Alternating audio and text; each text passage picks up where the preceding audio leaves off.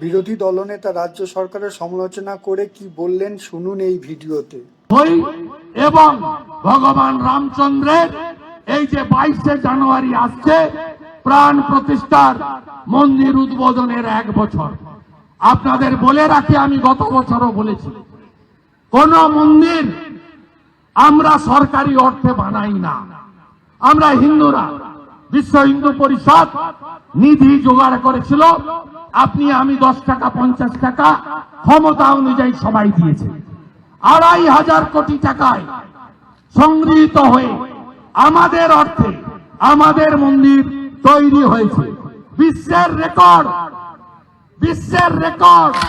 13 কোটি ভক্ত এই 11 মাসে রাম মন্দির অযোধ্যাতে দর্শন করেছে। 13 কোটি। আমি পশ্চিম বাংলার মুখ্যমন্ত্রীকে বলবো, ইস্কন পানিহাটি আছে, রাধারমনজিকে নিয়ে গেছিলেন হেলিকপ্টার করে দীঘাতে।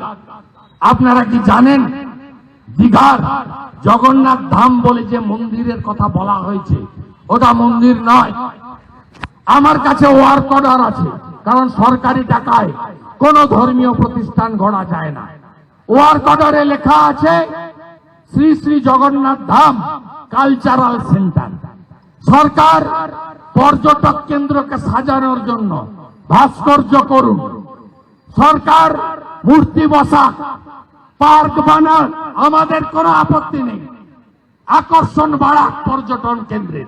কিন্তু 4 ধামের 1 ধাম পুরী ধাম নকল হয় না। এই যে পশ্চিম বাংলার হিন্দুদেরকে তার অনুষ্ঠানকে কালচারাল প্রোগ্রামে পরিণত করতে চায় এরা, আপনারা কেন মা পিতৃপক্ষে পুজো উদ্বোধনে সমর্থন করেন? কেন পিতৃপক্ষে শুভ কাজ করা যায় না? কেন কার্নিভালের নামে মা দুর্গার বিসর্জন বিজয়া দশমীতে হবে, সিঁদুর খেলা হবে, দধিকর্মা হবে? আপনি এগুলো বদলাতে পারেন না।